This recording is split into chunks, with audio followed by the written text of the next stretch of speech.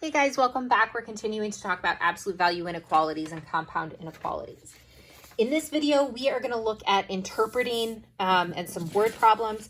So I want to start with this kind of definition. So we've seen that the absolute value of x is less than r can be interpreted as the distance between x and 0 is less than r. And in fact, earlier, we looked at something similar to this. We interpreted the absolute value of x minus 1 as greater than 2 to be the distance between x minus 1 and 0 is more than 2. If we play with this a little bit, we get to an interpretation that the distance between x and c is less than r. So what I can see here is over here, what this looks like is the distance between 0 and x. So this number line here is x. The distance between 0 and x is less than r is going to be all of the values between negative r and positive r shaded. If I have a minus c in here, we were saying the distance between x minus c and 0 is less than r. But what this c ends up doing is it just shifts things. So it's just saying the distance between x minus c and 0 is less than r. And we can actually end up just using that c as a shift. Okay, so you could think of down here, I have another number line that is for x minus c. And the middle of this would be 0. And here would be r, and here would be negative r.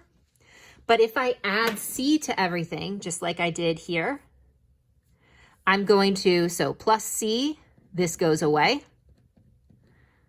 So then I would add c to here, add c to here, add c to here. What you're going to see is that the middle becomes c, and this is r plus c, and negative r plus c.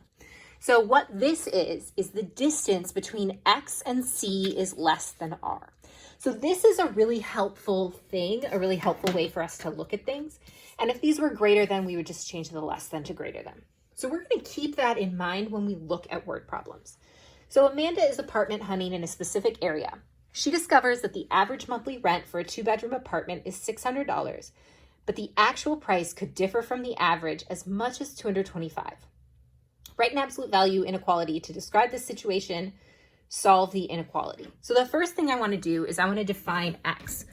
So I'm going to say that x is the 2-bedroom monthly rent. Okay, so I'm just defining what x is so that I can keep track of it. This is important, and anytime we do a word problem, if you're using a variable, you need to just define it. All right, so I'm actually going to draw a picture because this is going to be much more clear to me with a picture. All right, so the average is going to be 600, right? So that's the middle. So let me draw some arrows here. This is x. This is, all right, so this is my x. All right, but it could go up by as much as $225 or down by as much as $225, right? So it's 600 plus or minus 225. Okay, so what I want to think about here is what is my center? So the center of this is 600. If I look over here, my center was C. So I'm going to say that 600 is my C from this inequality. Right? And we're going to shade from that bottom all the way up to the top, and both of the ends are going to be included. Okay, so that C is 600. And R is the range, the plus or minus. Well, that 225 is my R. So I'm going to come over and look at this, and I can see from this that going into this, I have x minus c, which is 600, and r, which is 225. Based on what I saw before, if it's if it's greater than, it's going to be, if it's greater, it's going to be shaded out. If it's less than, it's going to be shaded in.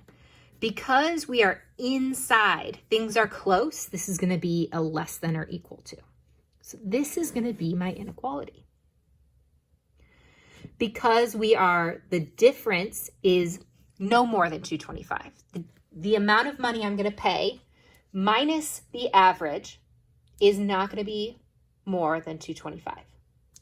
So solving this inequality, I can actually go to this picture and I can see that it should be 600 minus 225 all the way up to 600 plus 225. So 600 minus 225 is 375 all the way up to 825. So that is the range of monthly rent she could pay. But let's go through and step through following our method. So isolate, we are isolated, separate x minus 600. It's a less than, so that means less than or equal to 225, greater than or equal to negative 225. So negative 225 is less than or equal to x minus 600, and x minus 600 is less than or equal to 225. When I solve these, I'm going to add 600, so I get 375 is less than or equal to x, and x is less than or equal to 825, which brings me to this solution. So when we're doing word problems, key things, we want to make sure we start by defining our variables, and then we want to draw a picture and kind of think through the problem before we start writing stuff out.